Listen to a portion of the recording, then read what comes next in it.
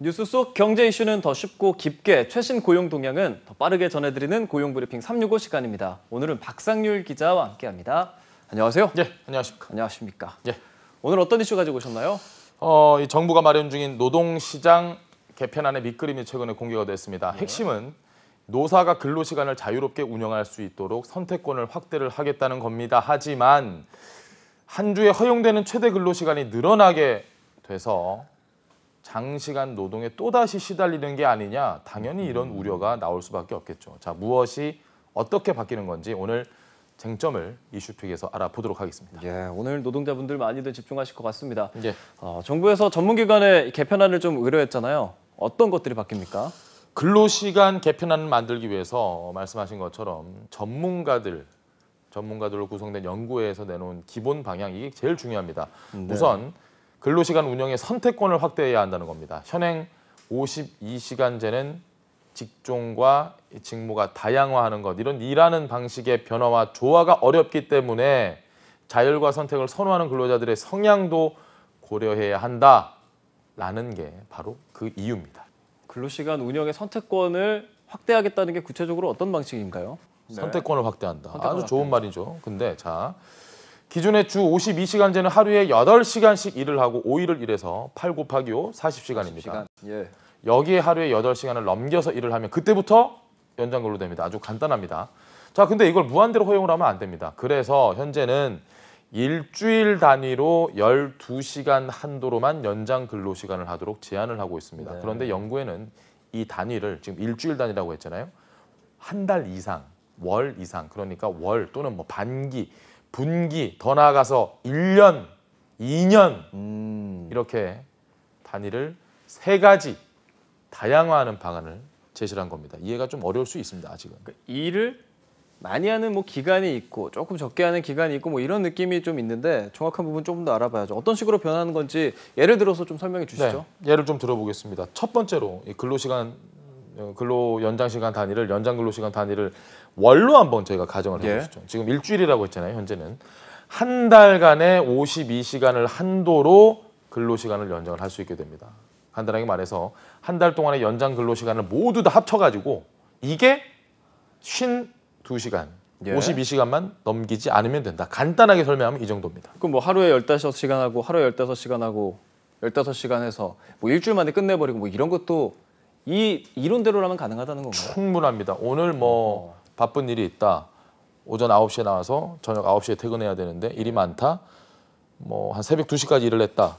그러면 근로시간이 좀 많이 늘어나죠. 그렇죠. 그러면 다음 날 야, 또 새벽 2시까지 일을 해야 되는 상황이다. 또 시키고, 그 다음 날 또 시키고, 그 다음 날 또 시키고, 앞에 이렇게 시켜놓고 나중에 뒷부분에 근로시간을 쫙쫙 축소해서 무슨 말인지 확실히 이해가 되시죠? 예. 그런 식으로 간다는 겁니다. 그러면은 최종안이 이 중에서 나온다는 건데 이렇게 제도가 바뀌게 되면 누군가는 뭐 충분히 도움이 된다 이렇게 생각을 할까요? 글쎄요. 이게 지금 집중적인 연장 근로가 필요한 사람이라면 또 모르겠는데 앞에 좀 부연 설명을 제가 더 하면 좀 전에 제가 말씀드렸던 그 예시를 이해는 아마 하셨을 건데 일주일에 연장 근로만 17시간을 해도 된다라는 산술적인 계산이 나옵니다. 일주일에 17시간이면 이걸 7일로 나누면 하루에 한 2시간에서 3시간 정도. 물론 연장 근로를 무제한으로 허용하는 건 아니죠. 연구회 같은 경우 어떤 식으로 이야기를 하고 있느냐. 근로일과 근로일 사이에 11시간 연속으로 휴식하는 방안도 검토하고 있다고 했습니다. 정말 어려운데 연장 근로 관리 단위가 확대가 되면 11시간 연속 휴식을 하더라도 하루 최대 11.5, 11시간 반 일하는 게 가능해져서 주당 일주일당 최대 근로시간도 현재보다 5.5시간 늘어날 수 있다. 이게 포인트입니다. 일주일당 근로하는 시간이 지금보다 5시간 반 늘어날 수 있다. 어렵게 풀었지만 이런 결과를 이해를 하시면 됩니다. 그렇다면 사실 일반 9to6 근무하시는 분들은 좀 이러면 너무 힘들어지는 거 아니야 생각할 수도 있겠는데 예를 들면 뭐 저희 같이 방송국에서 일하시는 분들은 프로그램을 딱 만드는 기간 동안 상당히 바쁘잖아요. 프로그램을 하는 동안 딱 하고 내고 한 주 쉬고 뭐 이런 식으로 충분히 근무가 또 가능할 수 있는 거 아닙니까? 맞습니다. 그 현재까지의 반응을 보면 그건 뭐 가능은 하다. 하지만 주 52시간제를 만든 취지 자체가 그렇게 하면 너무 일정 기간 동안에 사람을 혹사를 시키는, 그러니까 근로자보다 사용자 측이 좀 더 맞췄다라고 예. 이해를 할 수 있는 거잖아요. 그래서 주 52시간이 나왔는데 지금 이걸 월 단위로 늘리면 말씀하신 것처럼 어떤 식으로든 일을 많이 하는 그런 기간이 생길 수밖에 없고 예. 노동자들에게 혹사를 강요할 수 있다는 우려가 나오는 거죠. 아, 그렇군요. 사실 요즘은 워라밸을 또 워낙에 좀 중요하게 생각하기 때문에 지금 뭐 관련해서 뭐 사직 관련한 막 신조어들도 계속 생겨나고 있는 그런 고용 환경이지 않습니까? 노동계에서 이 노사 자율로 정한다 뭐 이렇게 지금 얘기를 하고 있는데 노동계가 봤을 때는 이건 사실상 결정권이 사측에 있는 게 아니냐. 예. 지금 제가 쭉 설명을 해드렸잖아요. 판단은 시청자 여러분들이 하시는 거지만 노동조합이 없는 기업에서는 그럼 어떡하냐? 노조가 없는 데서는 어떡하냐? 사측이 원하는 대로 근로시간 제도가 운영이 될 수 있지 않냐? 당연히 그런 글쎄 우려가 아니라 현실화할 겁니다. 아마도. 예. 민주노총의 경우에는 장시간 노동이 늘어나는 결과로 근본적인 처방 없이 내놓는 졸속 대책이라는 입장이고요.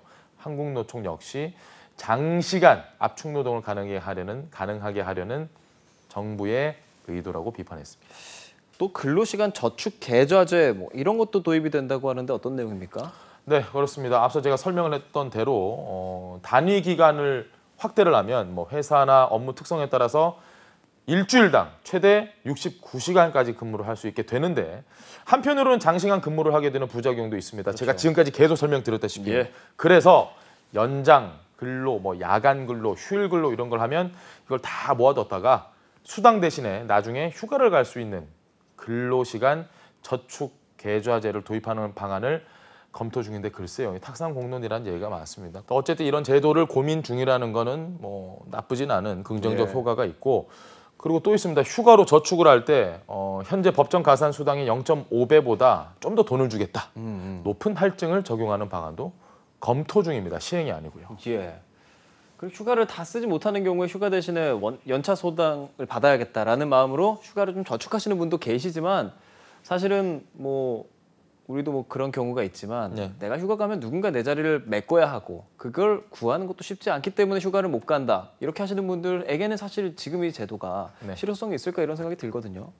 지난해 근로자 휴가를 조사를 해봤습니다. 연차 수당을 목적으로 휴가를 가지 않은 경우가 21%, 대체 인력이 부족하기 때문에 좀 애매하다 17%, 업무량이 너무 많아서 휴가 갈 시간이 없다 14% 정도 됩니다. 이렇다 보니까 연차 휴가, 나한테 정해진 연차 휴가도 제대로 소진을 못하는데 현실에서 실제 내가 일하는 시간에 단축 없이 그에 대한 보완책 없이 이런 거 제도 만들어진다?